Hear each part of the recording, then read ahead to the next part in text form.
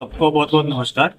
आप लोग सब जानते हैं कि आज माननीय इलेक्शन कमीशन ऑफ इंडिया के द्वारा जो चुनाव की घोषणा की गई है, उसके आलोक में जिला स्तर पर एसपी साहब हैं तो प्रेस कॉन्फ्रेंस आयोजित की गई है। और हमारे जिला का जो चुनाव है वो प्रथम चरण में होगा। जैसा कि आप लोग जानते हैं 2 चरणों में ये राज्य के जो चुनाव होने हैं, तो बेगूसराय जिला का प्रथम चरण में होगा। अधिसूचना की जो तिथि है नोटिफिकेशन की 10 अक्टूबर रहेगी और नामांकन लेने की जो अंतिम तिथि है नॉमिनेशन लेने की वो 17 अक्टूबर रहेगी। स्क्रूटनी ऑफ नॉमिनेशन का डेट 18 अक्टूबर है और last date of withdrawal of nomination वो 20 अक्टूबर है। और पोल डे हमारा 6 नवंबर को रहेगा और काउंटिंग 14 नवंबर को रहेगी।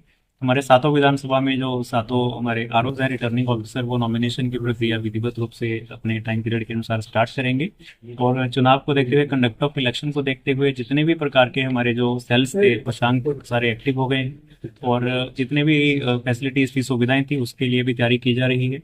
चाहे वो हमारे डिस्पैच सेंटर हो, जो हमारा रिसीविंग सेंटर है डीसीआरसी जिसको हम लोग बोलते हैं, स्ट्रांग रूम्स हैं, या हमारे चेक पोस्ट हैं, हमारी जो फ्लाइंग स्क्वाड या स्टैटिक जो टीम्स रहती हैं, एमसीसी का जो इम्प्लीमेंटेशन है, सी विजिल का जो क्रियान्वयन है, ये सारी चीज़ें अभी स्टार्ट हो गई है।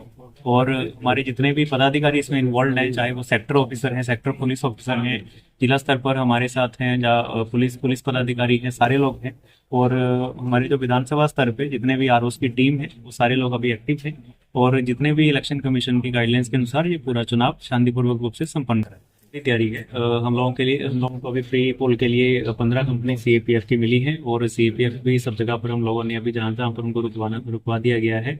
इसके साथ ही हमारे जिला का पुलिस बल भी काफी मात्रा में है और साथ में होमगार्ड और हमारे जो टोटल पुलिस जो कांस्टेबल्स की संख्या है वो पर्याप्त मात्रा में अभी है। और हमारे सारे पोलिंग स्टेशन पर क्योंकि वेबकास्टिंग की सुविधा होनी है और सीएपीएफ का डिप्लॉयमेंट भी उसी के अनुरूप होगा, तो उसके लिए हमारे जितने भी थाना है, जितने भी हमारे अनुमंडल हैं, जितने हमारे कंसर्न ऑफिसर्स हैं, सबका प्रॉपरली ट्रेनिंग और ब्रीफिंग भी किया गया है। तो विधि व्यवस्था को लेकर हमारे जिला में किसी भी जगह पर कोई समस्या नहीं रहनी चाहिए। हमारा जो वल्नरेबिलिटी का जो पूरा जो मैपिंग है वो वल्नरेबिलिटी के लिए जो अभी क्योंकि आज ही प्रेस कॉन्फ्रेंस हुई है तो सारा डेटा अभी सेक्टर से और रिटर्निंग ऑफिसर से आना स्टार्ट हो जाएगा और उसी के अनुरूप जो ऑब्जर्वर भी क्योंकि आते हैं तो उसके अनुसार ही हम लोग फाइनली अपना संवेदनशील बूथों का जो सारा वो फाइनली जो डेटा है वो करते हैं। और उसके पश्चात एक चीज़ जो बहुत इंपॉर्टेंट है, हमारे जिला में अभी इस समय ना ही कोई लेफ्ट विंग या माओइस्ट अफेक्टेड कोई बूथ है, ना ही कोई शेडो जोन में बूथ है जहाँ पे मोबाइल कनेक्टिविटी की समस्या हो, ना ही कोई ऐसा बूथ है जहाँ पे मोटर बोट से या बोट से हम लोगों को पोलिंग पार्टी को लेके जाना पड़े, और ना ही कोई ऐसा एरिया है जो कि एक्सपेंडिचर या खर्चा के हिसाब से सेंसिटिव कॉन्स्टिट्यूंसी में आता हो।